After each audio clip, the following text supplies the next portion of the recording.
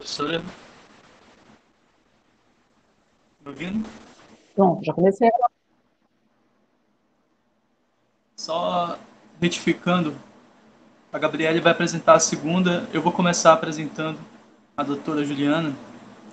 Todo mundo me ouvindo certinho? Mais uma vez reiterando o que a professora acabou de dizer, agradecemos a todos que acompanharam esse importantíssimo curso. Agradecemos aos palestrantes que aceitaram o nosso convite. Muito obrigado, nós estamos muito felizes de ter vocês aqui para falar dessas autoras tão necessárias, desses temas tão importantes. É uma alegria muito grande podermos ter a oportunidade de ouvi-las e aprendermos um pouco nessa tarde. E a primeira pessoa a ter a fala na tarde de hoje é a doutora Juliana Monteiro. Professora, muito obrigado. Doutora em Filosofia pela Pontifícia Universidade Católica do Rio de Janeiro, a PUC-Rio. Bolsista nota 10 da Fundação de Amparo à Pesquisa do Estado do Rio de Janeiro, por meio da qual realiza pesquisa de pós-doutorado na Universidade Federal do Rio de Janeiro, a UFRJ. É membro da Rede Brasileira de Mulheres Filósofas, onde coordena o projeto Mulheres que Leem Mulheres. Professora, a palavra é sua, nós vamos organizar as perguntas no bloco final, assim como estamos fazendo em todos esses encontros. Então, sinta-se à vontade para fazer o melhor, para organizar do modo que a senhora preferir. Fique à vontade, o tempo é seu. Boa palestra. Muito obrigada, Antônio. Eu queria começar dando boa tarde para todo mundo, agradecer muito o convite. É uma honra para mim estar aqui, uma oportunidade de discutir duas mulheres fundamentais para a nossa formação histórica, Sueli Carneiro e Lélia Gonzalez.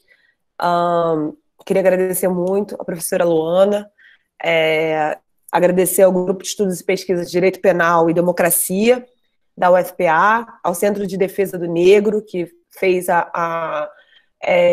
que nos proporciona, né, uma organização de um curso com essa importância, ainda que ninguém soubesse que no sábado à tarde ia estar todo mundo na praia, no bar, mas enfim, estamos aqui.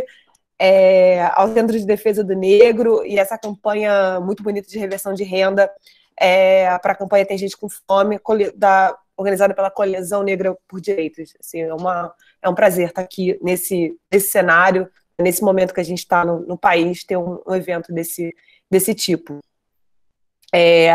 Só queria que o evento fosse presencial. Infelizmente, eu não poderia ser na UFPA, em Belém, universidade que eu só passei na porta nas 2 vezes que eu estive em Belém, a passeio. Tenho amigos paraenses, são grandes amigos, então para mim teria sido um prazer ter ido até aí participar do curso. É uma pena.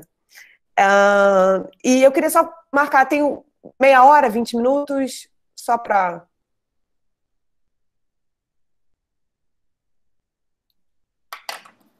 Isso, o tempo é de meia hora, né? A Tá partir do ótimo, momento que a perfeito. senhora iniciar, eu vou começar Claro, tudo bem. a contar. Então vamos lá. Eu tô aqui para falar um pouco sobre essa filósofa, escritora, ativista, socióloga, antropóloga, todas as denominações de alguém que teve uma formação extremamente transdisciplinar, né? Então, muito difícil encaixar a Lélia Gonzalez numa única compartimentação, mas eu falo como alguém da filosofia, eu encaixo a Lélia como filósofa, uma designação que ela nunca teve esse reconhecimento na filosofia brasileira, né? Isso demonstra um problema terrível do que os sucessivos epistemicídios, né, no Brasil. E eu vou começar fazendo referência a uma historiadora negra, Raquel Barreto, pesquisadora da obra de Lélia Gonzalez, numa introdução que ela faz num livro chamado Lélia Gonzalez, Primavera para as Rosas Negras. É um livro que foi organizado de forma independente, né? Então a obra da Lélia estava muito dispersa, né? Então esse livro é um primeiro esforço de organizar essa obra, né? Um livro feito totalmente independente pelo coletivo da União dos Coletivos Pan-Africanistas, né? Foi publicado pela Diáspora Africana em 2018. Né? Eu consegui uma cópia desse livro, dei de presente para várias pessoas, cópias semelhantes, até que em 2020 saiu esse livro aqui, né? Dessa vez por uma editora grande, que é a Zahar, né? Então botou a Lélia em circulação porque conta com propaganda muito maior, né? Então saiu por um feminismo afro-latino-americano, né? Organizado pela Flávia Rios e pela Márcia Lima.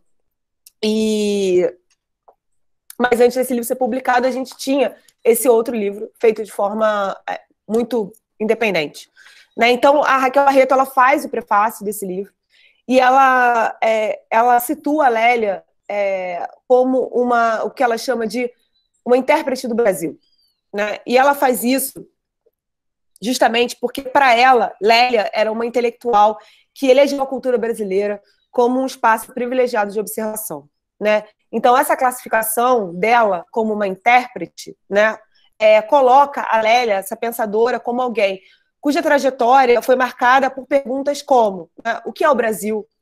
Como se define a identidade nacional? O que nos singulariza como nação? Né?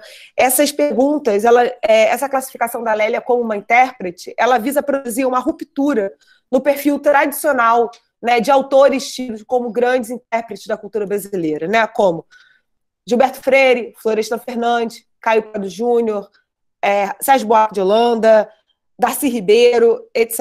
Essa linhagem, né, formada majoritariamente por homens brancos, né, quando a Raquel Barreto faz esse gesto, né, de colocar a Lélia no rol desses pensadores, né, tidos como intérpretes do nosso país, ela tenta produzir, então, uma ruptura com esse perfil tradicional e colocar a Lélia como alguém para além, né, cuja importância, né, da sua obra, cujo escopo, né, de ter amplitude tal, né, que a sua contribuição teórica ela vai para além, né, dos estudos de raça, gênero e classe do Brasil, né? Não é que ser situada nesse bojo não teria importância, mas ela quer alçar a Lélia a uma outra condição, né? Que é alguém que conseguiu extrapolar essa especificidade, digamos assim, né? Tem uma produção que pode dizer a respeito de outros elementos, né, da nossa cultura. Então, a Lélia ela foi uma pensadora, né, dessa interseção entre raça, classe e gênero, né? Ela chamou muita atenção para, mesmo, né, nas correntes mais à esquerda, né, do pensamento, pensadores marxistas, ela chamou a atenção para a ausência do elemento raça nessas discussões. Ela alfinetava muito esse feminismo da segunda onda, né, um feminismo tido como feminismo branco, um feminismo branco e liberal, né, que não se colocava, né, a partir de questões que seriam problemas, né, das mulheres negras, né, das mulheres pobres. Então, ela alfinetava, então se demorou a se colocar como uma feminista, né, por conta disso. Mas suas análises tiveram, né, esse nó, né, entre raça, classe e gênero muito marcado antes do conceito de interseccionalidade ter sido criado. Isso é muito importante dizer. O conceito de interseccionalidade, tal como a gente conhece hoje, foi criado por Kimberlé Crenshaw em 1989, e a Lélia já tinha análises, né, desse tipo na década de 70. Assim como a própria Angela Davis também, né? Então, a Raquel Barreto, ela coloca a Lélia como uma peça fundamental da análise da interpretação do Brasil, então, mais sob uma perspectiva negra. E aí está o grande salto, né? A grande diferença dela para essa linhagem de pensadores que antecederam, né? Então, a radicalidade da proposta da Lélia é tal, né, que a partir da conjunção daquilo que havia de mais sofisticado no pensamento da sua época, é como se ela tivesse bebido de todas as fontes do que mais havia de avançado, que estava à mão, não? Então, ela produz uma obra que não é tão grande em tamanho, né, em quantitativo, mas em qualidade ela é muito singular, né? Então, a Lélia, ela leu o feminismo, né, desde Simone de Beauvoir até as feministas negras. Ela se interessou muito pelas perspectivas afrocentristas, né? Então ela colocou isso também no centro da sua obra. Ela se interessou pela psicanálise, que naquele momento em que ela estava escrevendo, né, uma sua produção teórica maior, década de 70, década de 80, ainda não tinha chegado direito no Brasil, tanto é que a Lélia é uma das fundadoras do Colégio Freudiano, no Rio de Janeiro, né? Então a psicanálise não tinha ainda se colocado como um campo teórico, né, relevante. Ela se interessa pelas línguas, pelas religiões, pelas culturas de matriz africana. Ela se interessa por teorias de ciências humanas, seja uma autora como Eliette Saffioti, né, uma marxista importante no Brasil, então ela até a filosofia, por exemplo, de um Louis Althusser, né? Então ela bebe de muitos lugares, né? Traz referências de muitos lugares para compor a singularidade da sua obra. Então, o que leva, né, a intelectual negra Angela Davis, né, na ocasião da sua visita ao Brasil em 2019, né, diante do público brasileiro, fazer a seguinte pergunta, né, e eu cito a Davis, né, por que vocês precisam buscar uma referência nos Estados Unidos? Né? Eu aprendo mais com Lélia Gonzalez do que vocês comigo. Né? Então, essa pergunta que a Davis faz nessa intervenção pública, ela faz um gesto completamente decolonial, né? Tentando pensar por que um público brasileiro busca entender a sua própria história a partir de referências externas, então, desse norte global, né? Estadunidenses ou europeias, e não se interessa por uma autora como a Lélia Gonzalez. Então, naquele momento que ela faz essa pergunta, né, o nome da Lélia ainda estava muito disperso e pulverizado, até chegar esse momento em que ela se converte, então, de fato, sobretudo depois dessa publicação, né, para o feminismo afro-latino-americano, numa voz muito importante dentro dos estudos de raça e gênero no Brasil, né?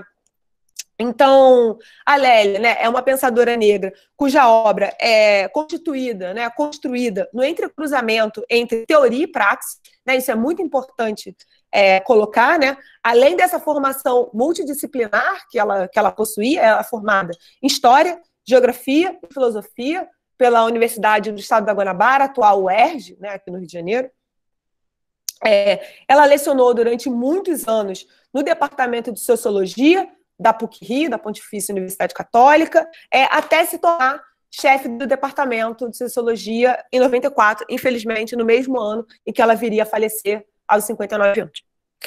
Então, mas, além dessa carreira acadêmica, né, esse percurso dentro da academia, não é nada menor diante disso, é preciso dizer que ela é uma ativista incansável, né, do Movimento Negro Unificado, né, do qual esteve presente lá na fundação no Teatro Municipal de São Paulo. Ela se consolida também como uma política, ela foi candidata, primeiramente pelo PT, candidata a deputada, e depois ela se desliga do PT e se filia ao PDT. Né?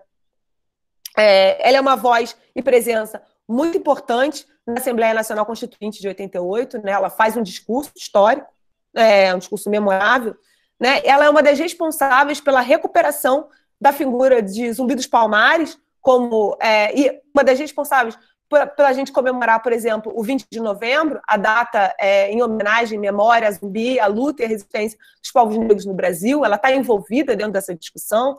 Né? Ela foi uma das fundadoras do Nizinga, coletivo de mulheres negras, né? Foi conselheira, junto com Benedita da Silva, do Conselho Nacional dos Direitos da Mulher, que era subordinado ao Ministério da Justiça. Né? Então, é interessante ver essa dupla, né, via na qual essa pensadora se divide, né, dentro da academia, mas também para além dos muros das universidades, né, se constituindo como uma ativista importante, lutando politicamente. Isso tem um caráter importante, porque o lugar de uma intelectual, né, mulher, na década de 70, na década de 80, no Brasil, ele não era um lugar nem um pouco garantido. Né? Para uma mulher negra, muito pior e muito mais difícil. Né? As resistências a se reconhecer mulheres, né, e mulheres negras como intelectuais, né, a gente sabe disso até hoje, né, como a academia é refratária à presença de mulheres, como ela é refratária à presença de mulheres negras, né, indígenas, né, pessoas LGBT e a mais. Então, assim, tem a Lélia, enquanto ela se tornava uma intelectual, ela precisava brigar por esse espaço ao mesmo tempo. porque esse espaço não estava nem um pouco dado ou garantido para mulheres como ela, ainda mais mulheres que como ela, vieram de famílias extremamente pobres, né? Ela vem de uma família de 18 filhos, né? E ela é a 17ª, né? Nascida em 35.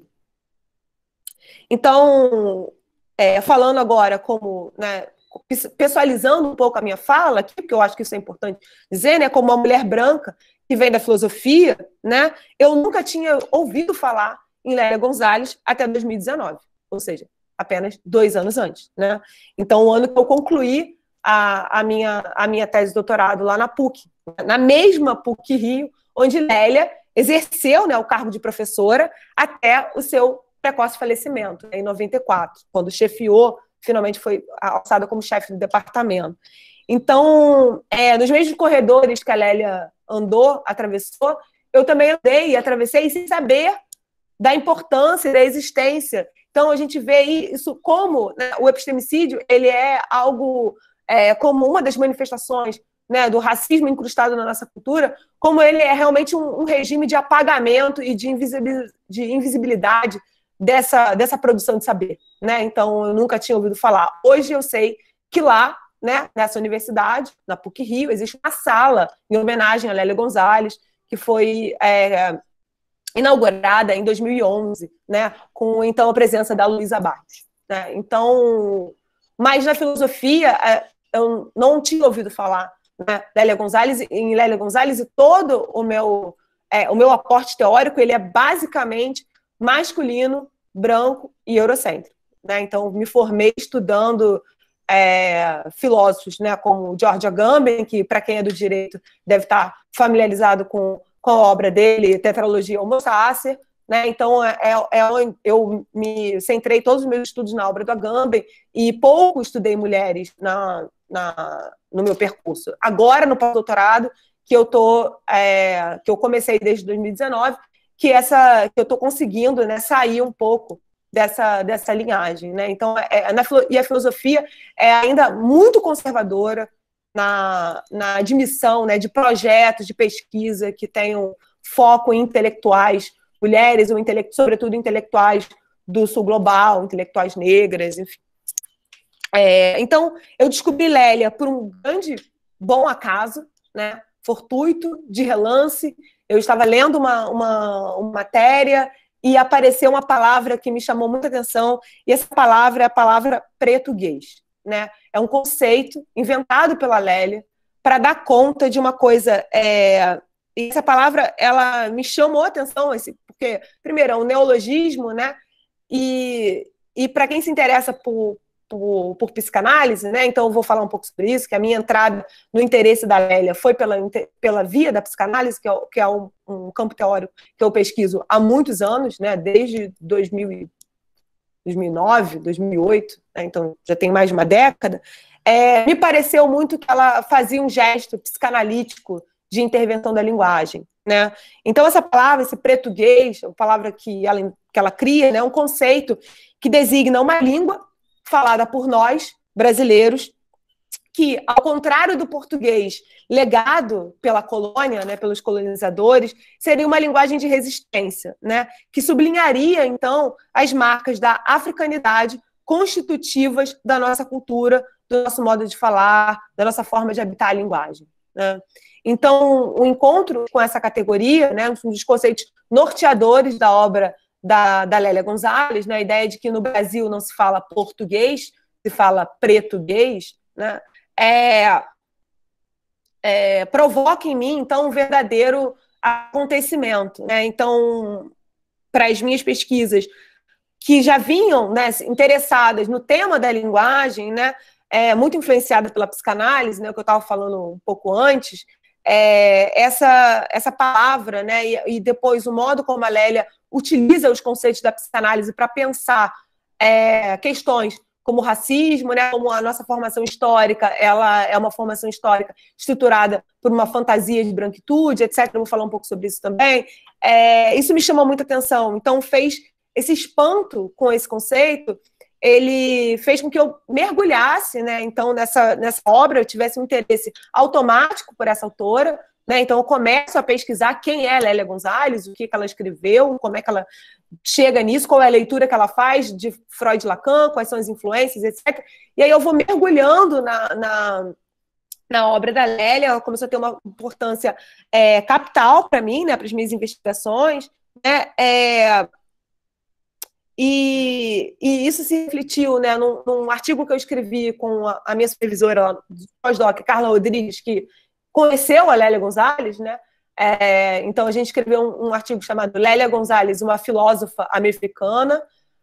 Eu escrevi um capítulo que vai ser publicado também esse ano sobre a questão da mãe negra na Lélia Gonzalez, como ela interpreta a figura da babá, né, no Brasil, né, a babá, uma mulher geralmente, tradicionalmente, negra, como essa figura que persiste desde a escravidão, o período colonial, que era a figura das mulheres, das escravizadas que amamentavam os filhos da elite colonial, né? Então ela tem um interesse, um estudo sobre isso, texto sobre isso. E nesse projeto que eu coordeno, que se chama Mulheres que Leem Mulheres, é um projeto que a gente divulga vídeos quinzenalmente, né, para reduzir a desigualdade de gênero na filosofia, né, ampliar a visibilidade do trabalho de mulheres. Então, a gente convida uma pesquisadora para falar sobre uma filósofa, né? Então, como eu coordenei, eu fiz o primeiro vídeo, e o primeiro vídeo lançado foi sobre a Lélia Gonzalez. Então, eu começo a investigar, né, a obra dessa autora, né, e pensar a partir de um ingrediente decisivo, né, para Lélia, que é pensar a partir da psicanálise, né, que eu me interesso e vi que Lélia se interessava também, né, então minha entrada foi por conta disso, né, a psicanálise ela é decisiva para Lélia formular, né, uma teoria original, né, de compreensão do que ela mesma, Lélia, eu cito uma expressão dela, chamou de neurose cultural brasileira, né. Então eu vou entender o que é essa neurose cultural brasileira, né.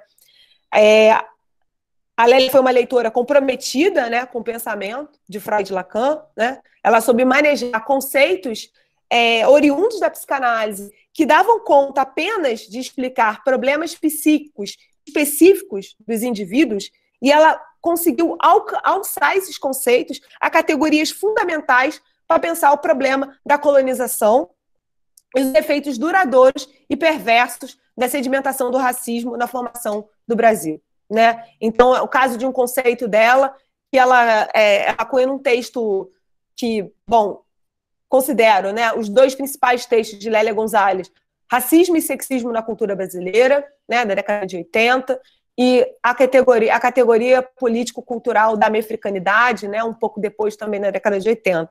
E ela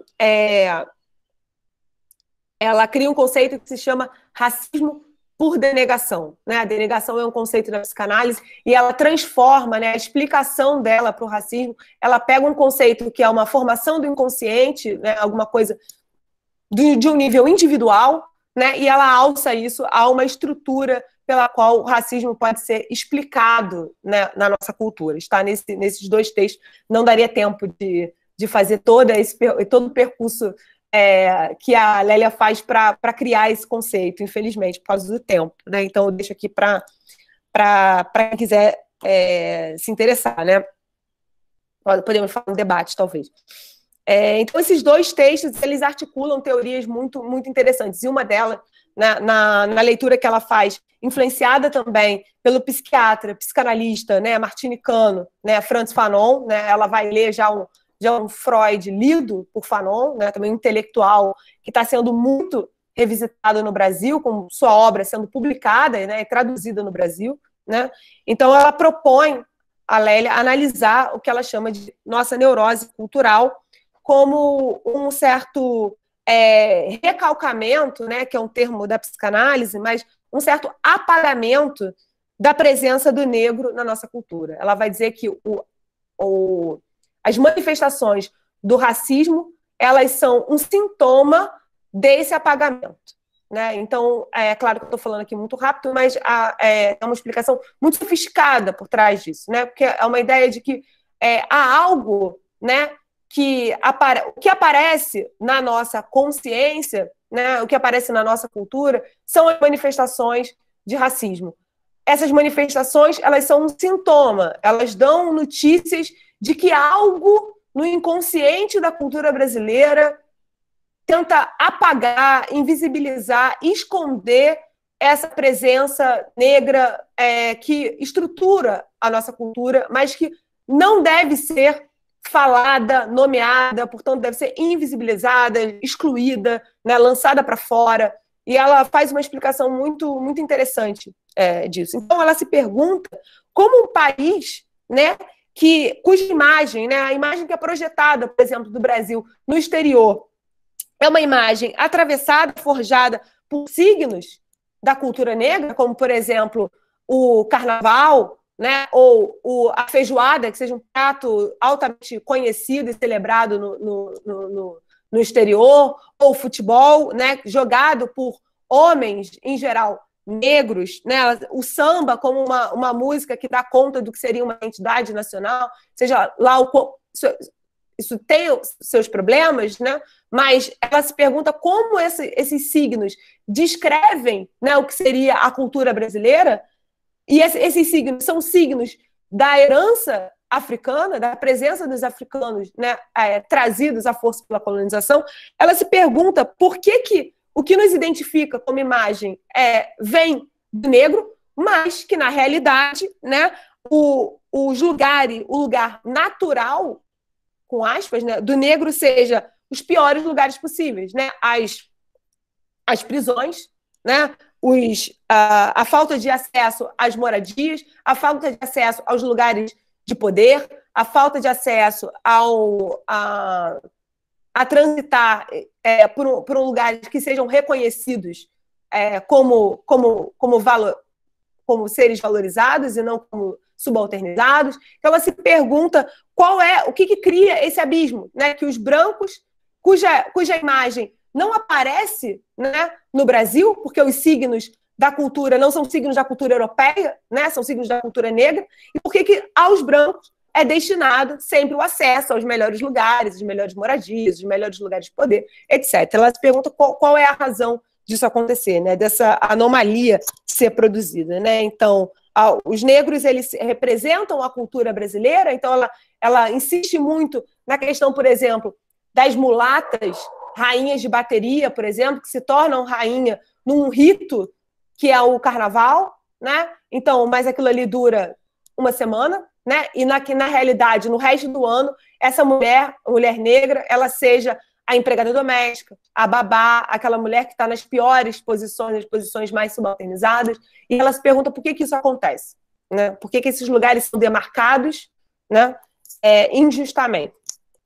Então, para Lélia, parte desse problema reside na esquematização de uma fantasia colonial que estruturaria e mediaria as nossas relações sociais, né? Eu explico melhor. Essa fantasia, né, é uma fantasia inconsciente, subterrânea, né, que não vem à tona, né, ela só vem à tona nas manifestações do racismo, né? Então, essa fantasia ela vai articular uma suposta superioridade do branco, mas ela é apenas uma superioridade suposta, né? Que se identifica, portanto, com a figura do colonizador, em detrimento de uma suposta, também, ela é só suposta, subalternidade negra, né? Por um lado, há uma dominação violenta, advinda da branquitude, que se identifica com o que Lélia chama, em Racismo e Sexismo na Cultura Brasileira, né, esse texto que eu já chamei, que a branquitude se identifica com o que ela chama de boçalidade europeizante. Por outro, a gente tem os anseios e desejos de reconhecimento, né, de uma classe que não reconhece o legado africano à nossa cultura, né? Então, é uma lógica colonial fictícia que estruturaria e mediaria as nossas relações, né? E cujo sintoma maior é o racismo em todas as suas manifestações, né? Essa lógica ela visa negar, recalcar o que a Lélia já denunciava, né, num seu texto magistral, né? Ou seja, elas visam negar a marca intrínseca da nossa própria africanidade, né? Então, aos desavisados, né, ela afirma, né? Eu estou citando a Lélia, né? Com seu, isso é interessante também. Ela tem um sofisticado manejo da coloquialidade, né? Então, se você, isso é uma coisa muito ousada, né? Para quem está na academia, sabe o quão esse gesto tem muita ousadia, sobretudo na época que ela estava escrevendo, que ela maneja a forma textual dela, ela constrói esses textos coloquialmente. Então, ela vai destruir essa norma culta padrão da língua, né, tão reverenciada como a língua portuguesa, que para ela seria a língua da metrópole, né, do colonizador. Ela vai destruir essa norma culta e escrever seus textos num português coloquial, né? Com isso, com um gesto generoso aos seus ouvintes, né? Para além dos eruditismos da academia, para além da fala que não comunica, que não... Enfim, é bem interessante lê-la, né? Porque essa coloquialidade é uma marca muito fundamental da forma, né, da linguagem que ela se apropria e utiliza nos seus textos. Então, ela diz o seguinte, aos desavisados, né, que não reconheceriam o valor dessa marca, né, que nos constituiria enquanto país, né, ela diz, bom, acordou tarde, porque o Brasil já está e é africanizado. Então, nesse sentido, ela vai criar um outro neologismo chamado amefricanidade, né? Também é um conceito muito importante da obra dela, é uma categoria que ela vai ler a partir de um texto chamado Améfrica Ladina, que é um texto de um psicanalista chamado M.D. Magno. A Lélia foi muito próxima desse psicanalista, eles estiveram juntos na fundação do Colégio Freudiano no Brasil, e o Magno, ele é um dos tradutores da obra do psicanalista francês Jacques Lacan, as pessoas que traduziram Lacan e introduziram Lacan no Brasil, e a Lélia estava muito colada com ele, né? Então, ela, influenciada por esse texto que ele escreveu, a Améfrica Ladina, ela cria esse conceito chamado de amefricanidade, ou seja, esse neologismo que ela cunha, né, teria a função de recuperar, né, a partir de uma posição de valorização, de novo, novamente, eu insisto muito nisso, né, da presença da cultura negra no Brasil, né? Isso é uma dimensão que a história oficial e hegemônica tentou excluir ou apagar, né? Nos colocando, então, como uma América Latina, né? Esse latino é uma imposição que vem da Europa, né? Que, por sermos falantes de uma língua latina, isso nos denominaria enquanto latinos. E a Lélia vai criar, né, uma ideia de que nós somos amefricanos, né? Então, que não é uma nomeação que vem imposta pelo colonizador, né? Então, segundo ela, né, a negritude, né, ou seja, enquanto uma cultura, né, de marcas e valores negros, né, a presença dessa cultura não é um adendo à cultura brasileira, não é um fenômeno acessório da nossa cultura, ela é a nossa cultura, né? Então, mais ou menos isso quando uma artista negra, que eu gosto muito, que é a Rosana Paulino, né, uma artista contemporânea, está produzindo agora, ela chama atenção para isso, né? Porque alguém perguntam a ela, né, qual seria a contribuição da arte negra à arte brasileira, e ela vai justamente marcar: a arte negra não é uma contribuição, ela é a arte brasileira, né? Então, se isso não está posto, não é porque não existiu, é porque não foi visibilizado, né? Isso sofre um processo de apagamento, né? De falta de legitimidade, mas isso não é uma contribuição acessória, ela constitui a cultura brasileira, é bem diferente, né? Algo, por exemplo, que um escritor como o Itamar Vieira Júnior, né, escritor do Torturado, né, quando também perguntado, né, sobre sua literatura regional, e ele diz: eu não faço literatura regional, eu escrevo a partir do meu centro, né? Então, se é Rio-São Paulo, é central. Se é fora do eixo Rio-São Paulo, é regional. Se é feito por brancos, é brasileiro. Se é feito por negros, aí tem que ter uma outra denominação. Veja como o gesto epistemicida, né? Tanto a Sueli Carneiro colocou muito bem, vai, né, sorrateiramente, né, sempre nos subterrâneos, mas ele tem um caráter muito violento, né? Então, a Lélia Gonzalez... Oi? Só. Perdão por interrompê-la, é que o tempo Claro, já findou aqui. Se a senhora puder arrematar suas ideias, só claro, para e sim, concluir, aí depois rapidinho, a só gente para concluir. retoma o Claro, assunto através das perguntas. claro. Ainda faltava muita coisa.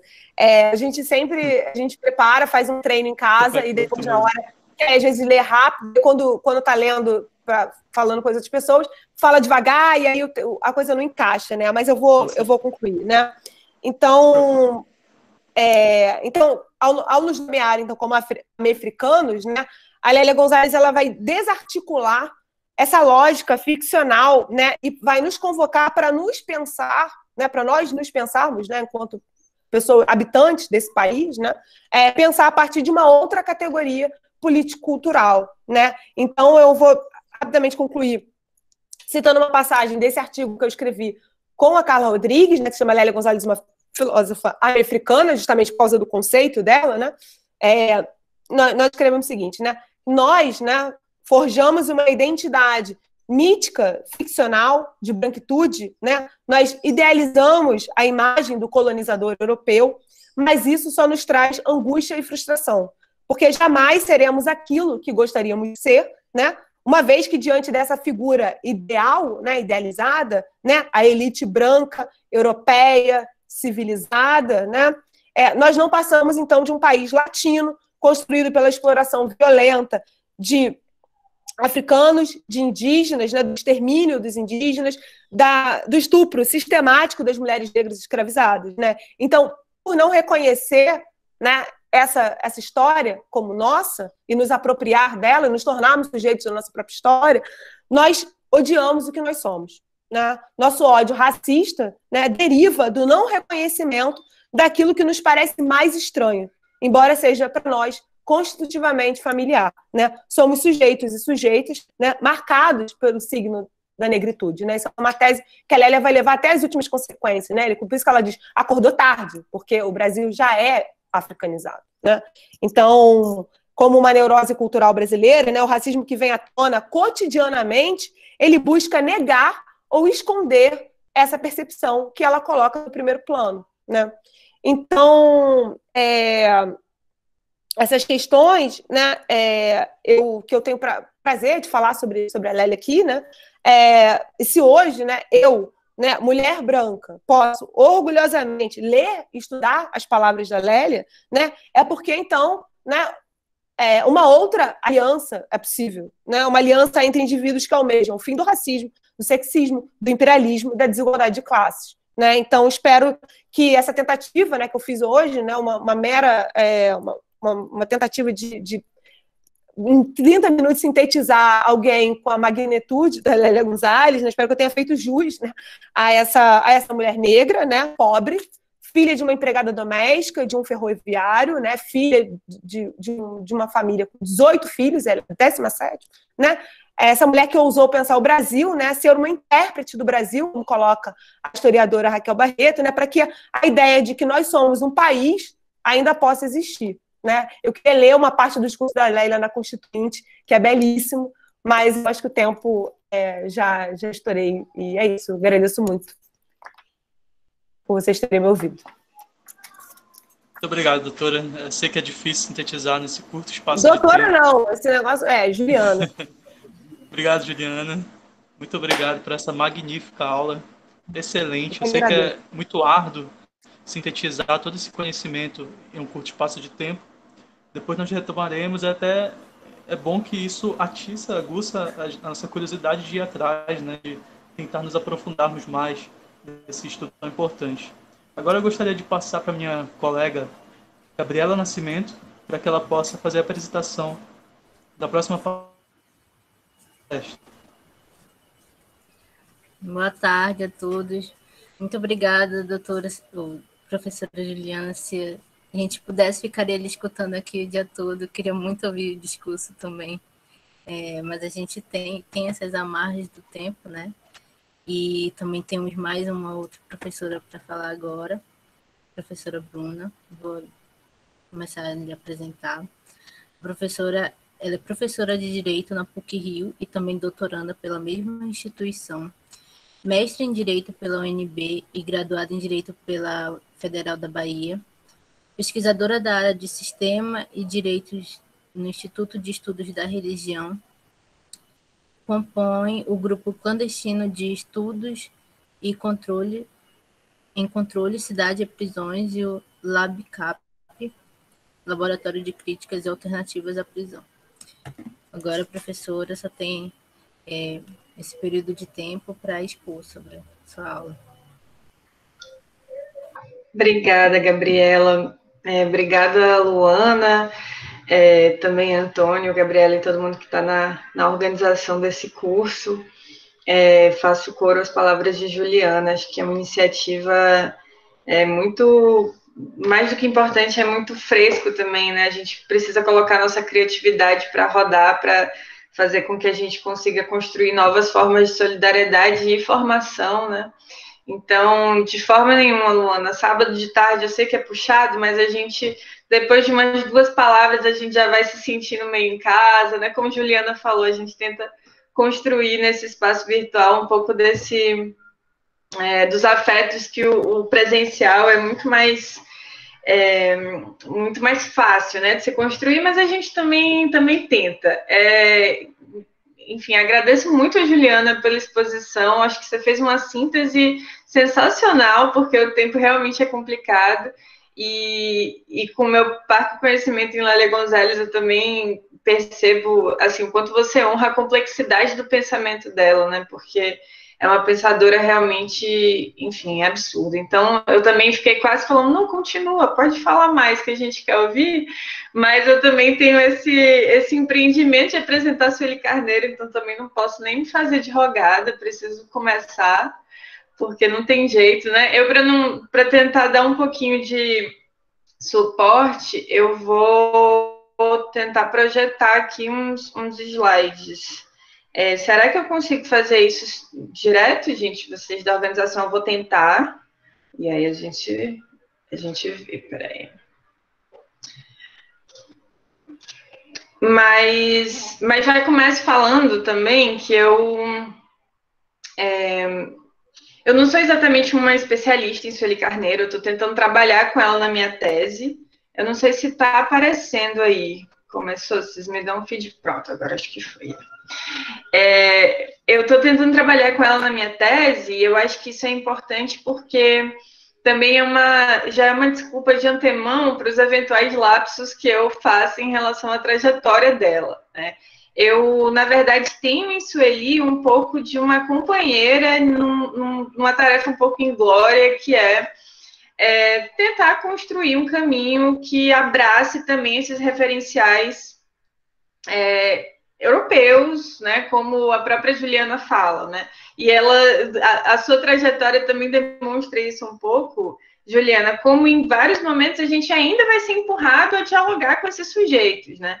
Então, por mais que a gente tenha mais ou menos liberdade para fazer escolhas mais ousadas, ainda assim, a todo momento a gente sente essa necessidade. E me parece que olhar para esses referenciais como Lélia, como Sueli, e colocar elas também nessa mediação, para que nos espaços em que a gente é frequentemente empurrado a falar, seja, né, da psicanálise, seja de Foucault, a gente também tem exemplos enormes de marxistas negros, né? Então não tem desculpa para reinventar a roda. A gente pode olhar para os nossos referenciais e ver como eles já fizeram esse trabalho de crítica e de reconstrução conceitual muito, muito potente. Então, essa é a minha aproximação com Sueli, mas eu não quero falar só da tese dela ou da apropriação que ela fez de Foucault, porque isso seria muito complicado e isso de forma nenhuma honraria a trajetória que ela construiu, que é uma trajetória de acadêmica e de ativista, né? Então, é muito interessante ver que Sueli Carneiro produz uma tese em 2005, mas que ela estava na academia desde os anos 80, produzindo, pensando, né, tendo uma originalidade muito intensa, mas enfrentando todos os desafios dessa academia branca, né? Então, eu acho que olhar para o ativismo, olhar para a trajetória de Sueli na fundação do Gela 10, que é um espaço de difusão de conhecimento essencial. Certamente Sueli chegou até mim antes por conta dos textos que estão difundidos, né, hoje e já há um tempo, nesse espaço virtual, que é o Gela 10, Instituto da Mulher Negra, mas que ecoa diversas lutas que ela já coloca em curso há muito tempo e que a gente percebe nesse instituto que estão voltadas para uma luta por justiça social e direitos, aproveitando que eu sou do direito, que tem como marco fundamental ali 88, né, a Assembleia Constituinte e a Constituição de 88. Então, por conta disso, eu pensei, bom, de novo, né, diante desse enorme desafio, o que eu faço? Né? Vocês me colocam, Luana, obrigada pelo convite, mas também pelo desafio, né? Vocês me colocam esses empreendimentos e a gente tem que tirar uma coisa do bolso. O que eu tirei do bolso? Uma proposta de leitura de Sueli em 3 grandes pontos. Esses 2 primeiros, na verdade, estão quase juntos, mas eu separei eles só para dar um pouco mais de atenção. Então, o primeiro é resgatar um texto que coloque a importância e a contribuição de Sueli para pensar ativismo e estratégia. Então, ela vai escrever, vai pensar, vai dialogar sobre política, sobre a organização do movimento negro, do movimento de mulheres negras, sobre disputas por direitos. E nesse bojo, mas com um pouco mais de atenção, eu queria falar sobre o que Sueli traz em termos de pertencimento racial e o grande debate dentro da organização política do movimento negro e do movimento de mulheres negras sobre a figura do pardo, a figura do mestiço e o debate sobre colorismo. E, por fim, trazer um pouco dessa contribuição teórico-filosófica que ela traz com a leitura de Foucault falando de um dispositivo de racialidade ou biopoder. Todos esses temas eles estão absolutamente atravessados entre si, né? Como eu disse, é uma proposta que, inevitavelmente, é uma escolha minha, mas é importante ter em mente também que, quando ela vai fazer a contribuição teórico-filosófica dela, né, com todas as regras e o método da academia, ela também está pensando em estratégia política de organização. Quando ela fala sobre ativismo e sobre estratégia, ela também está pensando sobre teoria. Exatamente o que Juliana fala sobre uma trajetória em que praxis e teoria estão conectados, que é o caso de Lélia Gonzalez, isso pode ser colocado para a vasta maioria das nossas intelectuais feministas negras. Tanto num respeito à praxis, como quem diz que é dali que surgem as categorias necessárias, como também uma reflexão sempre constante em relação ao que se leva na praxis. E eu estou trazendo isso com bastante atenção, porque eu acho que ela retoma, em muitos momentos, talvez um deles que mais me vem à cabeça agora, é esse segundo ponto, né, que é pensar esse debate do colorismo, na verdade não do colorismo, mas da figura do pardo. Ela vai sempre colocar, olha, quais são as consequências políticas disso. A gente não pode simplesmente falar como quem está aqui discutindo no abstrato, porque o nosso pensamento não é da abstração pura, o nosso pensamento é da organização política de um movimento de luta por direitos. E quando não é possível conduzir esse tipo de reflexão, né, quando a academia, por exemplo, atravessa de forma a se construir como um obstáculo a esse objetivo, ela rompe com a academia. Ela rompe. Não é para dizer, olha, rompam com a academia. Eu estou lá dentro, né, por exemplo. A gente tenta disputar, inclusive, porque hoje as disputas são um pouco mais possíveis. Mas eu acho que é muito inquietante e inspirador perceber essas trajetórias de pessoas que não se dobraram e que entenderam qual é o chamado que dá sentido à vida, ao saber, à produção. Então, a vida voltada para o ativismo é algo que, nos tempos de hoje, eu acho que é muito necessário para nos dar fôlego, né? Quando a gente vê Jurema Werneck no Roda Viva, a gente sai um pouco mais fortalecido porque se lembra de que é possível, né? É possível construir uma vida voltada para o ativismo e para os acúmulos que isso traz.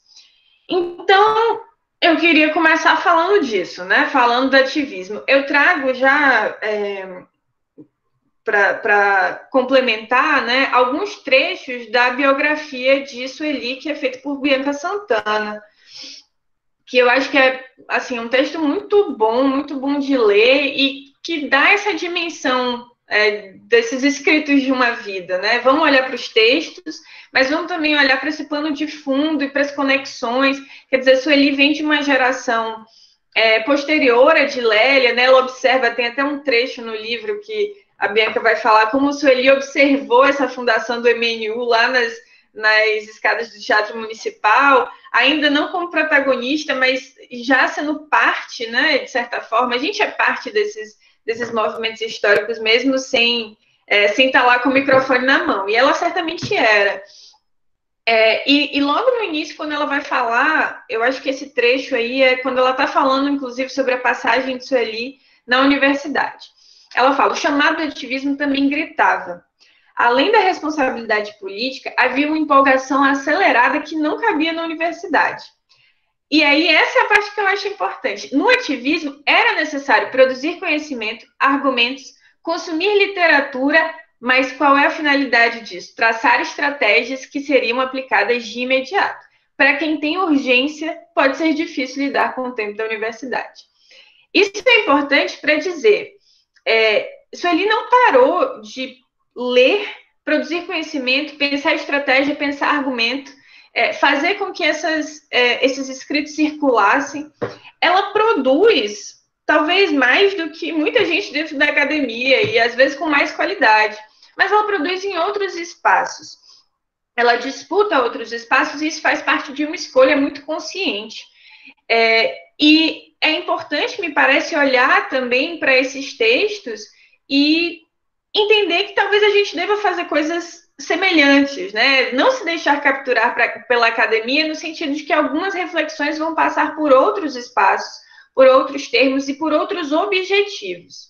Então, a primeira leitura que eu queria recomendar é esse texto que está disponível no caderno, nessa série, né, de cadernos de GL10, mas é a edição 4, que foi publicada originalmente em 93, está lá disponível no site, mas eu posso disponibilizar esse material para vocês, que já tem o link direto, em que ela vai fazer, por exemplo, um grande panorama, vai sintetizar, esses são todos trechos desse artigo, ela vai sintetizar os principais discursos correntes no movimento de mulheres negras. Atualmente é em 93, né? Já tem basicamente 20 anos disso, mas é super atual. E ela identifica algumas posições políticas que atravessam o emergente movimento de mulheres negras no Brasil. Quer dizer, é um debate que a gente já tem colocado, né, de muitas formas por muito tempo, mas eu acho muito interessante que isso já está sistematizado, né? Muitas vezes a gente acha que tem que criar tudo do zero, mas assim, vamos voltar para a Sueli, vamos voltar para a Lélia, que a gente vai encontrar com bastante precisão esses dilemas e também as potenciais soluções. Então, ela vai trazer que uma corrente vai entender que é uma temática que está dentro do movimento negro e por isso tem que estar submetida às pautas do movimento negro, porque representa só alguns aspectos da opressão e marginalização social do negro. Por outro lado, há uma vertente que entende que o movimento de mulheres negras deve assumir um caráter cada vez mais feminista, né? Deve ser entendido como parte de um reclame um pouco maior de mulheres. Em terceiro plano, uma posição política que defende organizar as mulheres negras com bases apenas na reiteração de... Aí ela já está fazendo uma crítica, óbvio, né? Exaustiva de princípios ideológicos gerais, adequados a qualquer situação de opressão, sem refletir uma identidade política para as mulheres negras. Ou seja, um movimento de esquerda generalizado que não pensa nas particularidades das mulheres negras. Nem tampouco das mulheres, nem tampouco do movimento negro, né? E aí ela traz essa síntese. Uma quarta visão busca uma síntese complexa. É conceber o movimento de mulheres negras como um movimento de massa e, portanto, comportando diferentes visões político-ideológicas cujo caráter unitário deva ser dado pelas bandeiras de luta consensuais. Um movimento necessariamente articulado com o movimento negro e com o movimento de mulheres. na medida em que a especificidade de ser mulher negra implica politicamente em carregar as bandeiras de luta destes dois movimentos, reinterpretadas a partir da visão deste elemento sintetizador dessas duas temáticas, que é a mulher negra. Eu acho interessante porque, ao mesmo tempo, é uma afirmação do específico, ela faz isso em outros textos também, como várias outras feministas negras já fizeram, trazer como a identidade da mulher não é algo geral, ou seja, não cair novamente na cilada da universalidade, mas, ao mesmo tempo, entendendo que essa interseção que pode ser feita entre movimento negro e movimento de mulheres, essas bandeiras de luta consensuais, elas podem ser um grande front de luta. Eu acho que essa é uma questão importante que a gente aprende com essas grandes referências, né? É nessa interseção que a gente tem, a exemplo do que Juliana já falou com o pensamento de Lélia Gonzalez, como uma brasilianista, como uma pensadora do Brasil, é aqui que a gente tem tanto o problema de fundação, né, tanto o estupro como fundação do Estado brasileiro, quanto a solução que é ouvir as mulheres que estão se contrapondo a esse tipo de violência. Então, existe nessa interseção das especificidades, a gente também tem um encontro tanto da violência, mas tanto desse útero que pode gestar uma outra, né? Esse útero simbólico, né? Não necessariamente físico concreto, mas esse lugar de gestar uma outra nação, né? um outro Brasil. Esse é um texto mais geral, né? Que eu gosto dele porque eu acho que ele sintetiza e esquematiza várias coisas. E é claro que essas críticas que ela vai fazer a essas três posições políticas, ela vai desenvolver com mais particularidade. Mas o que eu queria falar nesse primeiro eixo, que eu acabei desdobrando no segundo, com mais atenção, era precisamente essa questão do... não era nem do pertencimento político-racial, já ia me atropelar. Uma outra questão que eu queria trazer sobre ativismo e estratégia era sobre uma citação de Sueli que ficou famosa, né? Que é essa frase: entre a esquerda e a direita sei que continuo preta. Isso é uma coisa que me fica na minha cabeça por muito tempo, e eu falo, caramba, eu vou entrar nessa doideira ou não? Porque, ao mesmo tempo, eu acho que a gente vive um momento em que a polêmica das coisas e a velocidade com a necessidade de se posicionar pode acabar atropelando a profundidade. Mas eu também acho que por trás dessa afirmação, não sendo ela levada de uma forma leviana, existe algo muito potente. Então eu falei, bom, vamos nessa, né? Um pouco inspirada pelo livro de Bianca, que está sempre trazendo um pouco esses fatos da vida com um pouco de profundidade para demonstrar como fazem parte de uma trajetória mais ampla. Vamos falar dessa frase. Essa frase, ela vem de uma entrevista que Sueli dá para Caros Amigos em 2000, no contexto das eleições de São Paulo, em que Celso Pitta se confronta com Erundina, né?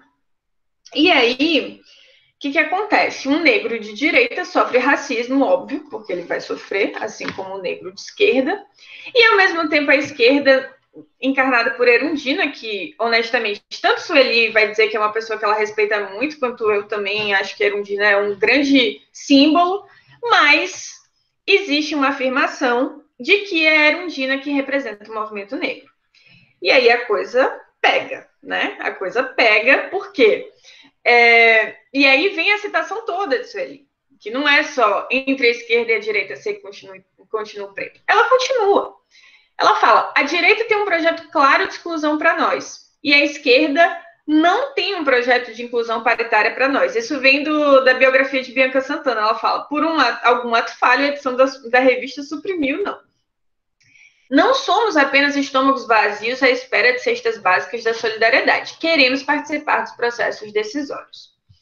Então, mais do que, e aqui eu trago uma citação do Celso da Cufa, que é um pouco assim, como essa frase ecoou? Né? Essa frase, às vezes, ecoa sem nenhum tipo de adendo. Bom, se você me obriga a me posicionar, eu vou preferir dizer que eu sou de esquerda, mas entre esquerda e direita eu sou preta. E aí, eu trago um pouco mais trechos dessa entrevista, né? Só para deixar encarnado, junto com o capítulo de Bianca Santana, que ela vai fazer entrevistas com a Sueli e tudo mais, e a própria Sueli vai dizer o seguinte: é a mais pura verdade, mas ninguém perdoou. Eu acho isso sensacional, porque ela não volta atrás. Ela fala: ó, ninguém perdoa que eu tenha sido tão sincera, mas é a mais pura verdade. Por que a mais pura verdade? E aí ela vai, mais uma vez, tornar isso mais denso, né? Ela vai colocar, muito na linha do que vários outros e outras já disseram, né? Como Lélia fala com racismo de denegação, ou uma versão menos sofisticada, né? Vai falar de um racismo por assimilação, que esconde, que despolitiza a questão racial. Ela vai dizer: o negro não chega a ser um objeto de ódio nessa sociedade, é apenas um objeto de desprezo. A possibilidade nem chegou a existir entre nós. Foi sufocada por essa engenharia da igualdade no plano legal e a exclusão absoluta no plano das relações concretas, acobertada pelo mito de democracia racial. Desse ponto de vista, foi uma estratégia vitoriosa, no sentido de tirar a questão racial do plano político. E não é isso que ela quer fazer, óbvio. A ideia de entre esquerda e direita eu sou negra não é um chamado despolitizante. A gente percebe isso em outros ecos que essa frase tem. E eu achei importante trazer essa entrevista de Vilma Reis. Vilma Reis vai falar: eu reposiciono essa frase da seguinte forma: quem empurra a esquerda para a esquerda no Brasil somos nós, a esquerda negra. A pauta do movimento negro sempre foi uma pauta emancipatória, progressista, posicionada nas agendas mais avançadas no Brasil e no mundo. É claro que é uma frase polêmica que pode ser interpretada de uma forma complicada, mas que está se voltando para setores da esquerda, né? E para setores da esquerda que, como Vilma Reis continua, inclusive, nessa entrevista, também foram os adversários. Ela vai falar: no campo da esquerda, nossos próprios companheiros são nossos adversários, quando vem de um modelo erguido nos anos 80. Então, fecho esse primeiro bloco correndo para falar mais um pouquinho, para dizer que olhar para o ativismo e para as estratégias implica disputas muito intensas, inclusive com o campo progressista, mas sem negar que faz parte do campo progressista. Isso, eu acho que qualquer interpretação fora disso acaba sendo muito contrária ao legado de luta de Sueli Carneiro. E aí, ainda nesse plano de pensar ativismo e estratégia, ela vai ter algumas questões, algumas falas que eu acho muito interessantes sobre a figura do pardo e o debate do colorismo. Mais uma vez, eu me deixei ser pautada pelo contemporâneo, né? Mas não tem como. Eu acho que a gente precisa colocar o dedo na ferida e falar de algumas coisas mesmo. Nesse evento que aconteceu no ano passado, né, dia 27 de junho, em comemoração, em homenagem aos 70 anos de Sueli Carneiro, logo no fim, se vocês assistam tudo, né? Quem não assistiu, mas lá para o fim ela vai fazer uma afirmação muito importante. Ela vai falar: o colorismo é uma conversa que me incomoda muito. Ela disse: eu acho um tiro no pé. Depois disso, o Twitter, para quem gosta de Twitter, explodiu, né? As pessoas, enfim, começaram a reverberar essa fala.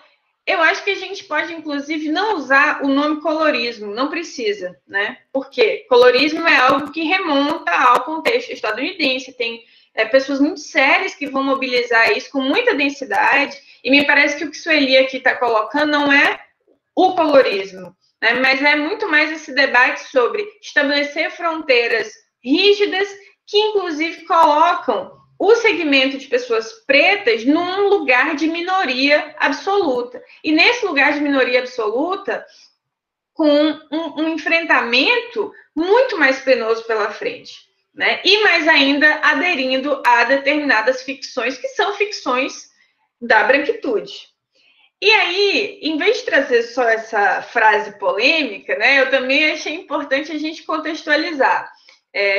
E, enfim, desde sempre eu acho que esse é um bom chamado, né? Vamos ver o que ela fala antes e depois disso. Foi enfim, uma uma palestra muito boa, né? A gente tem Flávia Oliveira, tem Djamila Ribeiro, tem a própria Bianca Santana, tá por lá, e logo no fim ela vai falar: eu pertenço a uma geração que teve de construir o capital político da categoria negro com o somatório de pretos e pardos. Por que ela faz isso? A partir de uma produção sobre desigualdades raciais no Brasil, ela percebe, junto com tantos outros autores, que existe uma maioria de pretos e pardos com categorias socioeconômicas similares. E é isso que autoriza a propor essas duas categorias como as constitutivas do grupo negro, em oposição à hegemonia branca. Não é, e esse é um grande soco em todas aquelas críticas de posições políticas em relação ao movimento de mulheres negras têm uma contraposição com essa fala. No sentido de que isso ele está falando, eu nunca esqueci da classe, eu nunca esqueci das desigualdades materiais concretas, né? E é a partir desses indicativos que a gente compõe uma luta comum, porque tem bandeiras comuns. A inserção na universidade é uma bandeira comum, a justiça social, a redistribuição de renda, enfim, são bandeiras comuns. O enfrentamento à violência estatal, e ela vai falar: a mestiçagem é um projeto que tem como resultado fracionar a identidade negra. A gente vive um racismo por assimilação. Não é possível esquecer disso. Ela acrescenta que acha perigoso porque faz parte de uma geração que assiste a tudo que a fragmentação produz contra nós. Se a gente for levar as últimas consequências dessa ideia, como eu falei no início, nós, pretos, vamos ter que travar uma luta de minorias que envolve em torno de 6% da população. Essa é uma das consequências políticas possíveis. Por outro lado, eu quero saber o que a gente vai fazer com aqueles corpos no IML, que são, em sua maioria, pardos. Eu grifei essa parte das consequências políticas possíveis, porque era aquilo que eu falava logo no início. Sueli está sempre olhando para os desdobramentos políticos do que a gente está falando. Não tem como a gente simplesmente construir um purismo, qualquer que seja, sem entender quais as consequências que isso acarreta na luta do movimento negro e no movimento de mulheres negras. E eu acho que essa é a grande questão. E aí eu adiciono esse textinho, que eu nem vou falar sobre ele, vocês leem lá, que é o Negros de Pele Clara. É um texto super rápido, um texto de intervenção muito rápido, né, que eu trouxe alguns trechos, e que ela vai trazer argumentos que vão nessa mesma linha, inclusive de uma forma menos taxativa, né, mas que traz algumas considerações muito importantes. Como o racismo aprisiona as pessoas em imagens fixas, em imagens estereotipadas, e reserva para os racialmente hegemônicos o privilégio de ser representado na sua diversidade, né? Ou seja, olhar, inclusive, para as lideranças do movimento negro brasileiro, e ela traz não só isso, mas também os exemplos, né, também de quem está construindo dentro dos rappers. O Jolé 10 tem um projeto com os rappers, né? Obrigada, Elizabeth. Pronto, vocês já salvam aí, já podem ler depois. E ela traz esse exemplo das lideranças do movimento negro brasileiro para dizer: essas lideranças, pelo engajamento na questão racial, demarcam a resistência aos acenos de traição da negritude. É sempre colocada a possibilidade de construir uma negação à sua identidade.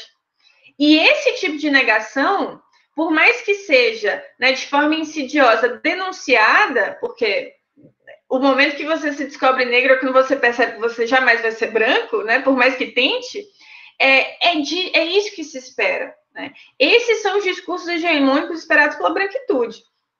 Então, exigir que as pessoas se submetam a isso é não só contraproducente, mas é aderir à cilada do projeto de branqueamento e da mestiçagem. Por fim, em 5 minutos, eu vou tentar entrar um pouco nessa contribuição teórico-filosófica que não vou conseguir, então vou fazer algumas provocações, né, sobre o que ela traz na sua tese de doutorado em 2005 sobre dispositivo de racialidade e biopoder. Mais um trechinho da biografia Continuo Preta, de Bianca Santana. Ela vai trazer lá no início, né, as primeiras decepções, as primeiras passagens frustradas de Sueli com a academia, que são terríveis, né? Como ela foi, enfim, abraçada por um orientador que era, inclusive, simpatizante da ditadura, então a coisa não foi fácil, né? E ela abandona 2 tentativas frustradas de mestrado e se volta completamente para a militância. Mais à frente, em 2005, ela começa uma dissertação de mestrado, chega na qualificação, o pessoal fala, bom, isso daqui não é dissertação, isso é tese, então você vai ter que ir para o doutorado.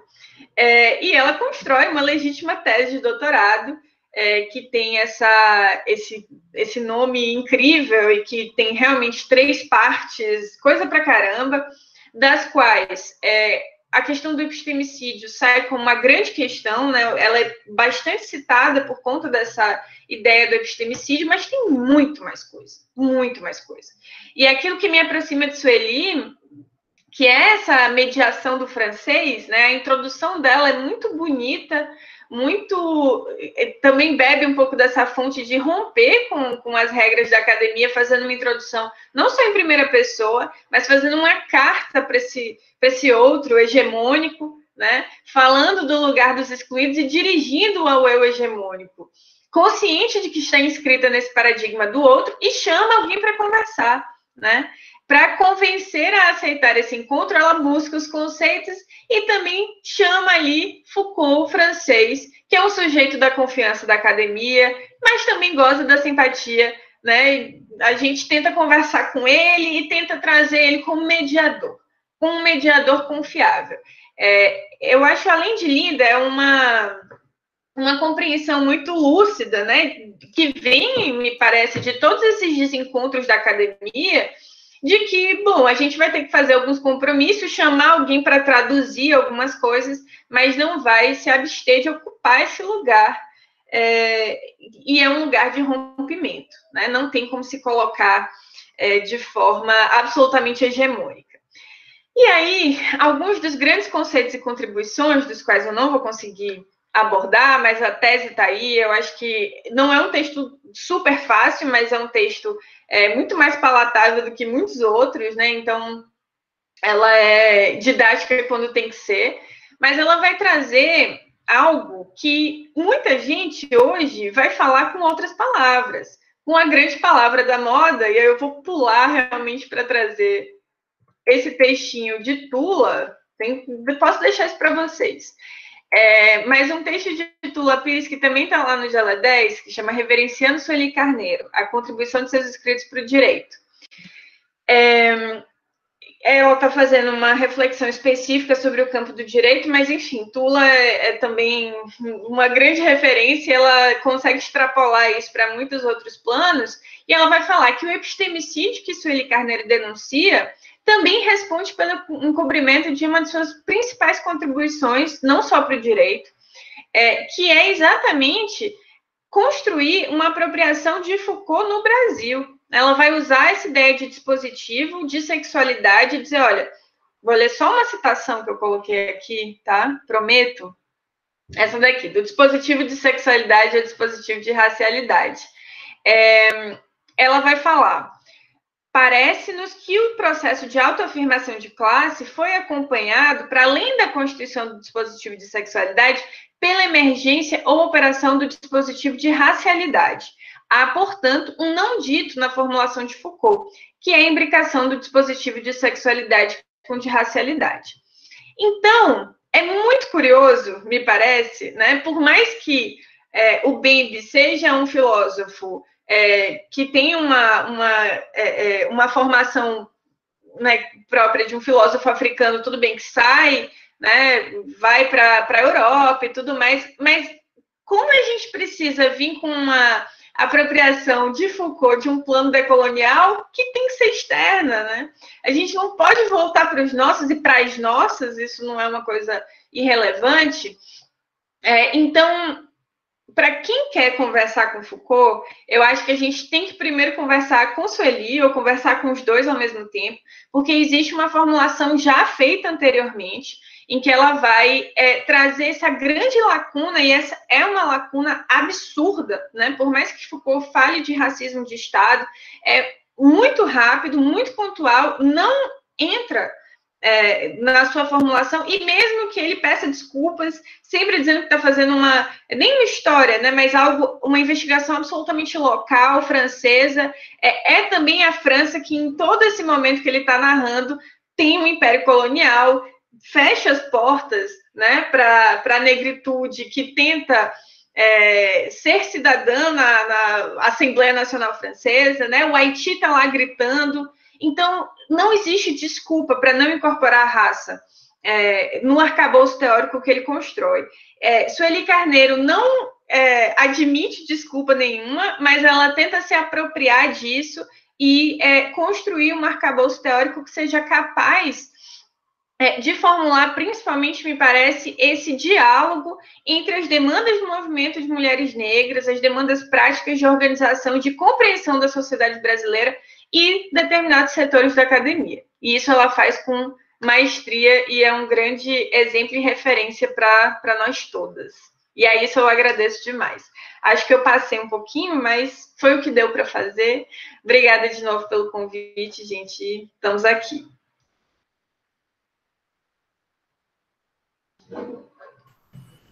Obrigada, professora.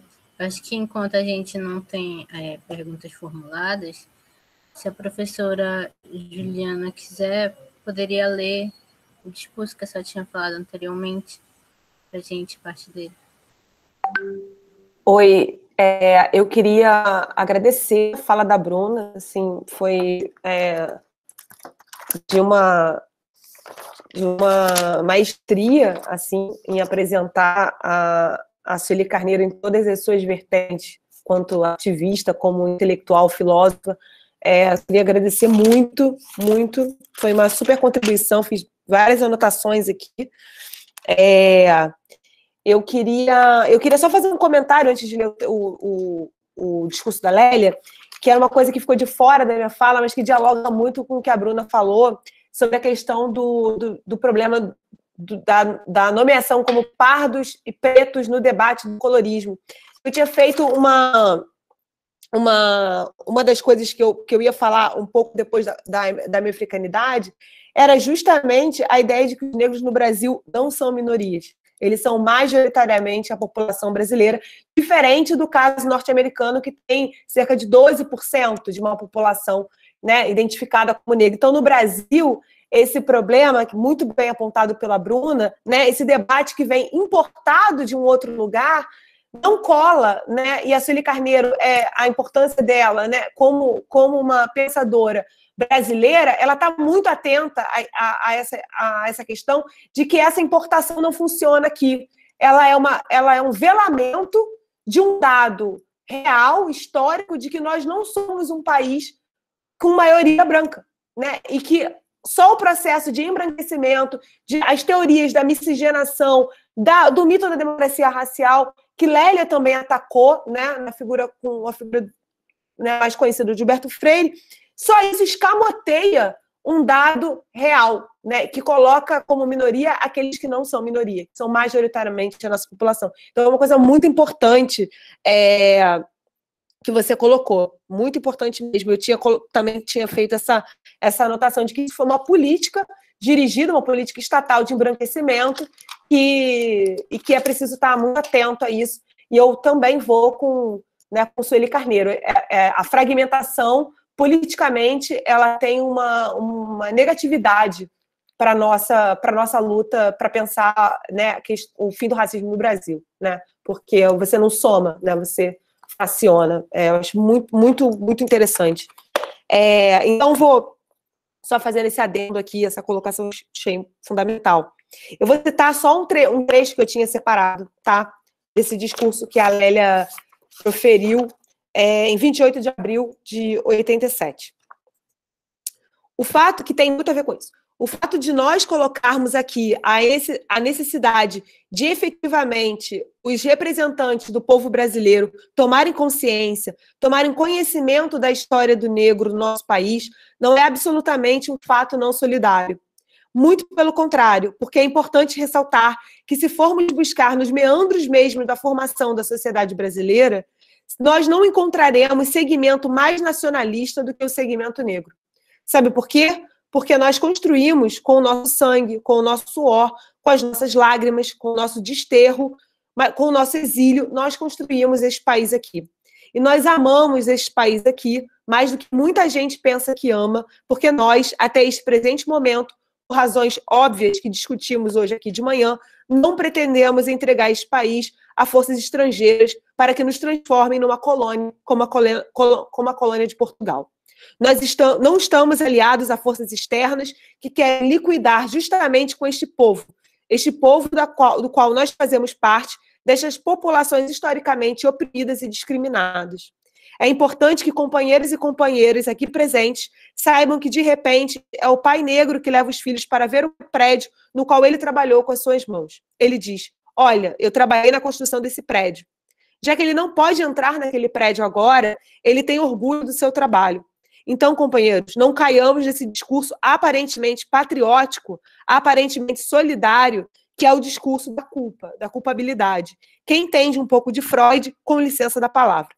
Nós temos que estar aqui unidos, sim. Temos que ter a coragem de nos ouvirmos, sim, e temos que ter, sobretudo, a coragem de ouvir aquele segmento da população brasileira, como segmento indígena, como segmento feminino, que sempre foram objeto na história, que nunca foram sujeitos da sua própria fala, que agora se assumem como sujeitos da sua fala, se assumem como sujeitos da sua história. É por isso que nós estamos aqui, exigimos o respeito que exigem de nós.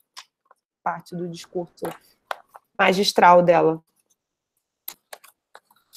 Então, é muito interessante que a gente chame atenção aqui hoje, nessa mesa, para esse apagamento de que esse segmento que dizem que é pequeno, né, que é uma minoria, não se trata de uma minoria. Né?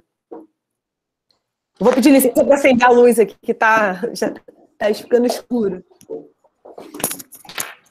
Eu posso fazer um breve comentário? Eu queria comentar umas questões rapidinho, como é a nossa última mesa, né?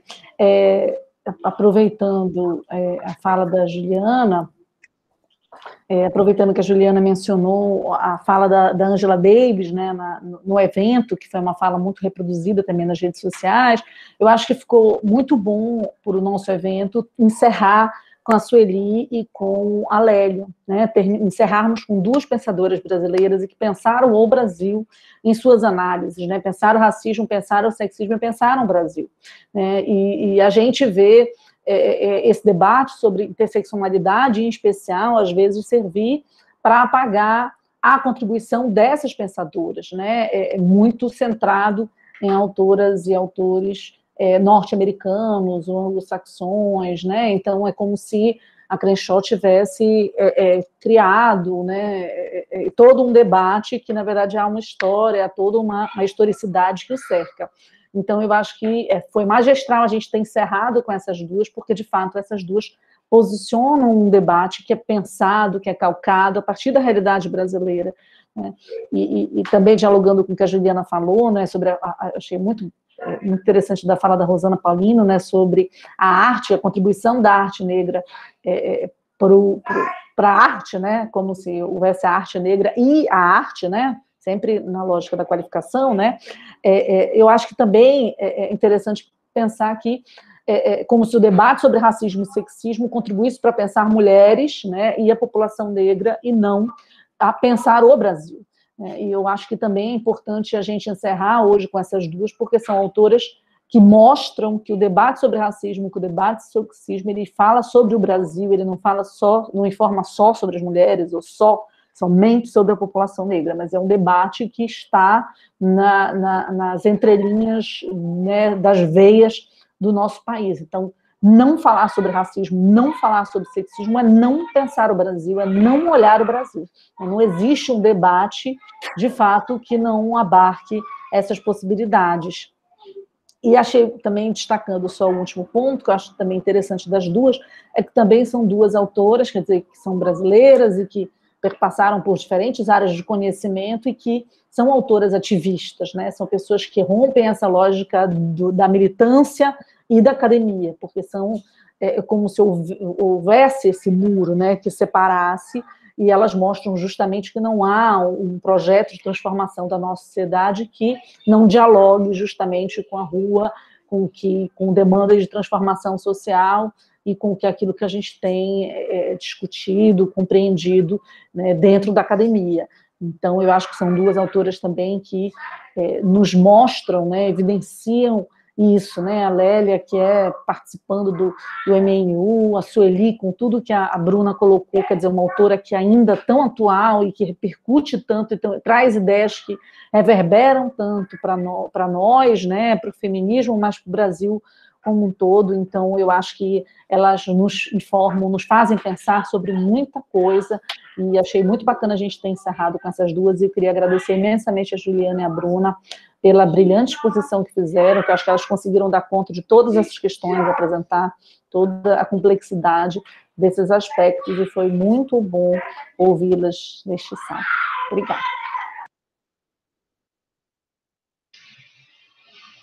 Obrigada, Luana, obrigada por ter promovido esse encontro. Eu tô super animada, assim, adorei te conhecer, Juliana. E, assim, é isso, tô lá na PUC também, quem sabe um dia, né? Eu sou baiana, mas tô do Rio de Janeiro, a gente também quer ir pro Pará, óbvio, né? Porque Luana visitou a gente lá na PUC. A gente quer Pará e para Bahia também. Pois é, não, a gente quer fazer os negócios aqui em cima, mas o negócio é que o Sudeste puxa a gente, né? Com os recursos, com as coisas, a gente vai. Mas a gente tenta, enfim, desfazer um pouco essa balança, mas é sempre bom nesses encontros, né, a gente se encontrar por aí. Eu queria só fazer uma última observação, assim, bem... que eu não sei se Juliana acha que esse é um debate intertal, mas eu li um artigo há um tempo, estou até tentando resgatar aqui, mas foi numa revista de psicanálise, chamava O Lugar e a Fala, Psicanálise contra o Racismo, em Lélia Gonzalez. E era muito interessante. Oi? Pedro Ambra. Isso, exatamente. Massa, é isso, mas assim, como eu não sou nada de psicanálise, a grande questão minha com Lélia é essa, eu fico, caramba, eu vou ter que parar e ler um monte de Freud e Lacan antes de entender de onde ela está vindo. Se você quiser comentar por, tipo, um minutinho isso, ou então você me manda uma mensagem, depois eu vou achar ótimo. Mas acho que todo mundo quer ouvir também. Foi uma coisa que ficou na minha cabeça. Claro, eu posso comentar assim, esse artigo é de um psicanalista, um psicanalista conhecido, né, vinculado à USP, né, que é o Pedro Ambra. Eu gosto bastante desse artigo. Ele situa, né, os textos da Lélia, quando ela, às vezes ela menciona, ela dá um estatuto de conceito para certos termos da psicanálise. Muitas vezes não, muitas vezes ela passa rapidamente, como se aquilo ali fosse alguma coisa que, bom, todo mundo sabe o que é isso aqui, né? Claro, não precisa nem desenvolver. E ela faz uso muito corrente, né? Ela se apropria e constrói a teoria dela passando por conceitos que são muito elaborados. O texto do Pedro Ambra, ele tenta situar um pouco qual é a perspectiva da psicanálise do tema da linguagem, né? Porque para a psicanálise, a questão, quando a Lélia diz, né, que o lixo vai falar, né?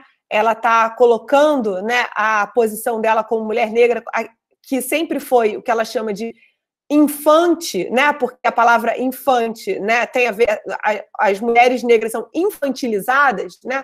Tem a ver com sem voz, né? É a mesma palavra, né? Em latim, infan é sem voz. E ela quer recuperar essa dimensão da voz, né? Então, por exemplo, o conceito de lugar de fala para a psicanálise é um conceito problemático.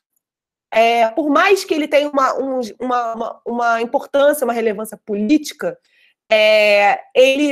ou seja, de marcar que quem fala sempre de um lugar, né? Então essa marca ela precisa aparecer. A questão da Lélia para pensar a fala, ela tem muito mais a ver com uma fala desterritorializada do que uma fala propriamente situada, né? Então eu acho que o Pedro faz esse debate nesse texto, né? Então, a ideia, por exemplo, das falas situadas e marcadas, elas podem ser muito mais apropriadas e capturadas por dispositivos de poder do que quando você destrói um pouco essa marcação, né? Você consegue se embrenhar nos dispositivos de poder sem ser capturado, digamos assim, né? E ela está... Claro que ela está trabalhando um problema de dominação, uma dominação que também é linguística, né? A questão dela é que as pessoas, né, as mulheres negras, né, o povo negro, seja o sujeito da sua própria fala, né, e não o objeto, né? Mas ser um sujeito para a psicanálise é ser sempre um sujeito dividido, né? Confrontado com o seu inconsciente, confrontado com um outro que o aliena de si mesmo. Ele nunca é o sujeito da racionalidade, né, que a filosofia moderna, né, lega, né, o sujeito do penso logo existo, o sujeito da filosofia cartesiana. Ele é sempre um sujeito sem casa, né, um sujeito que se estranha com ele mesmo, né? E esse estranhamento de si, né, que faz o sujeito se desidentificar dele mesmo, né, é isso que o Pedro Ambra marca um pouco nesse texto, que não é um sujeito da identificação, ele é um sujeito da desidentificação, né? Então, não sei se eu ajudei assim, um pouquinho. Demais, obrigada, Juliana. Nem estava esperando que a gente ia conseguir, mas assim, toda vez que eu tenho uma oportunidade de... Né, e acho que é muito, muito bacana assim, quando a gente tem alguém que está se dedicando a estudar essas frestas pouco exploradas. Eu acho que Lélia acaba não sendo tão explorada, né, até porque não é uma autora tão citada em geral, como você... Pelo próprio epistemicídio que você também colocou, né, na Sueli Carneiro. Ou seja, a psicanálise é um lugar masculino e branco. Então, ou seja, essa autora também vai ser alijada desse campo, né? Então, como a filosofia. Ou seja, por que a tese da Sueli não é uma tese citada dentro da filosofia? Por que a gente... Claro, também não estou discutindo a importância do Bembe, né? Eu cito o Bembe, estudo o Bembe, leio o Bembe. Mas também é uma referência que dialoga, às vezes, um pouco mais com autores europeus do que a Sueli, que faz uma leitura muito mais específica do caso brasileiro e que faz uma leitura brilhante do conceito do Foucault, né? Ela transforma esse conceito, subverte o conceito para pensar outra coisa.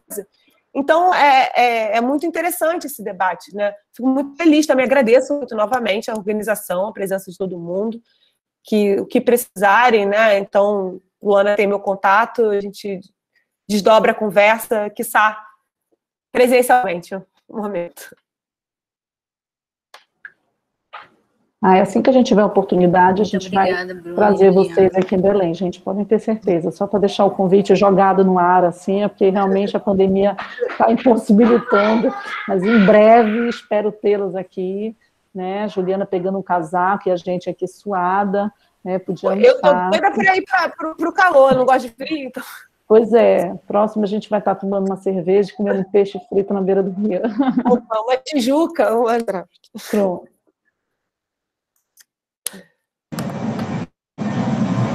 Muito obrigado, online já foi incrível, presencialmente vai ser bem melhor. Como ninguém enviou... Obrigada, alguém professor. gostaria de fazer... perdão, Gabriela. Se alguém gostaria de fazer alguma pergunta, pode falar agora, aproveite a oportunidade de conversar com as professoras. Está sendo uma experiência riquíssima aqui, nós aprendermos com elas. Está sendo um evento fascinante. Então, quem quiser aproveitar essa oportunidade, perguntar alguma coisa, pode perguntar.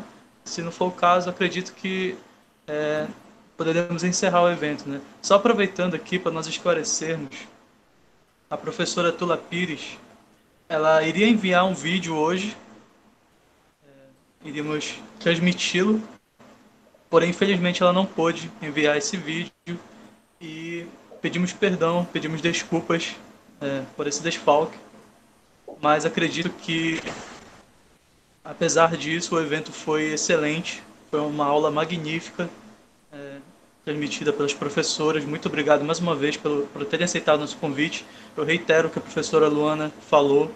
Acredito que tenha sido excelente nós encerrarmos esse evento com Sueli Carneiro, com Lélia Gonzalez, essas autoras importantíssimas. Reitero também a fala que a professora Juliana falou sobre a Angela Davis, né? Nós temos que valorizar mais nossa pesquisa daqui. Nós temos que parar de apenas importar conhecimentos, pesquisas que vêm lá de fora, tentar entender nossa realidade com pensamento externo. Nós temos que tentar compreender e pesquisar e fazer pesquisas com a nossa pesquisa daqui mesmo, né? Temos que escrever mais sobre Sueli, temos que escrever mais sobre Lélia, temos que tentar produzir esse conhecimento de acordo com a nossa realidade, né? Acredito que essa mensagem que nós alcançamos aqui hoje e até mesmo o que nós podemos fazer aqui no próprio curso, né? Que nós exploramos essas autoras, que nós trazemos esses pontos, esses debates, é algo essencial, algo extremamente importante, e eu espero que todo mundo tenha aproveitado, tenha desfrutado dessa experiência, tenha conseguido absorver todo esse conhecimento importantíssimo. E eu tenho certeza que quem veio desde o início acompanhando aqui o curso não sai do mesmo jeito que entrou, né? Sai com uma bagagem nova, sai com conhecimento novo, e ficamos muito felizes de termos oferecido isso para todos. Gabriela, se quiser falar alguma coisa também. Pois é, eu também só queria agradecer aos professores e também agradecer a todos que participaram da aula, ficaram até o final e participaram de todas as outras aulas. Não é fácil estar aqui no sábado de julho, mas é um sacrifício que vale muito a pena. Muitíssimo, foi incrível. Todas as aulas que eu pude assistir foram maravilhosas. E é isso, agradecer a todos mesmo. Antes da gente encerrar, eu só queria dar mais um aviso de que a partir da semana que vem vamos encaminhar os certificados e também postar as aulas no YouTube, então fica aí para quem quiser revisitar as aulas, já vai ser possível. Então é isso, só mesmo agradecer a todos novamente e agradecer principalmente a professora Juliana e a professora Bruna. E agora vamos dar fim